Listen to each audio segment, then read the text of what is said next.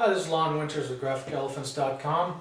Just a couple of classroom things we want to go over here as we're adding to content for the Parallelopolis site. One of them is kind of some general things about the art side of things. As you may or may not know, this is a garbage in, garbage out type of business. You have bad art, it's going to be a bad print.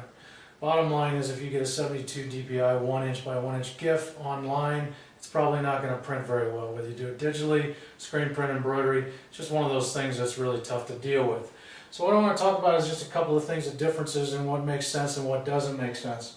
There's always kind of an ever-raging battle about which way should I go, Apple or PC. You know, I have certain internal opinions about that, but really, if you look at some of the history there, aside from some of the stock market situations with both companies, ultimately the Apple was built, the Macintosh was built originally with the creative mind as its main focal point. So mostly it was a monster graphics type of computer.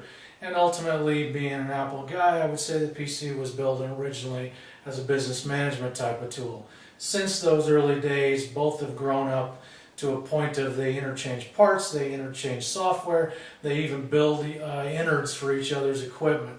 Though the Apple probably is designed to run the graphics in the first place, the PC now runs most of the software that the Apple was originally designed to run, and vice versa. The Apple is now running most of the business software that the PCs were running, and ultimately they're each writing software for both applications. So that kind of brings us into this phase. Okay, well, which way do I go, the Corel direction or the Adobe direction? Once again, we can back up and say that ultimately the Adobe version was built originally for the Apple and the Macintosh design in mind and works flawlessly, seamlessly with that product. However, they write versions now for the PC and have been for several years, and they run very well, nearly seamlessly as well. On the flip side, the Corel was more on the PC side of things, so ultimately it may not run, in fact it doesn't run with an Apple, so it's designed to stay on the PC side. Ultimately, if budget is where we have to be in the startup phase, we've got to start PC and Corel just because it's less expensive. Ultimately, can it do the same things that Adobe can do?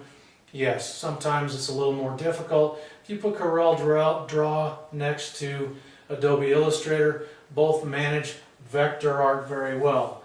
What is vector art? Vector art is type solutions, logos, more your basic color block, spot color type of work. Both those software packages manage those pieces of art very well. The difference, I feel, Corel basically and Adobe both give you the power to design and build graphics in vector formats. Those hard-edged, hard-line shapes and type styles and that type of thing. The difference is, if I build my art in Adobe Illustrator and I build it in spot colors and in layers, my separations are done. I ultimately have to just rip them and print them. In Corel, I kind of have to tear apart my logo again and kind of rebuild my steps. Not a big step, but it takes me a few more steps. That's just kind of the difference between Corel Draw and Adobe Illustrator. Now when you go to the other side of things, the raster images. The raster images are photographs, paintings, things with too many colors to count, so to speak, lots of tonal changes. That's what a raster image is.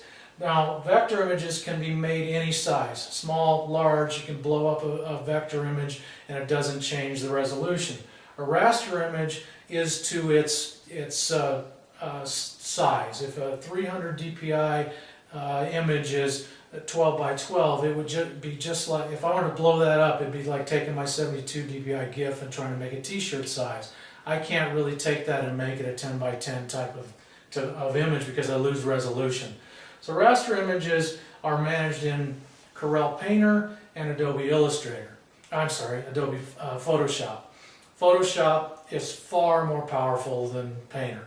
Where you can make an argument for Corel Draw versus Illustrator and back and forth, it's really tough for anybody to win an argument that Painter is more powerful than Photoshop. Most everybody that's doing any kind of real raster graphic managing is using Photoshop. For the most part, most graphic plugins, i.e. separation programs like Spot Process, EasyArt, these types of programs work with Photoshop. They don't really work with Corel Painter. So all that being said, obviously the choice is yours. But we choose Apple when we choose the Adobe Suites for a number of reasons, but that's kind of the differences as I understand them. Now,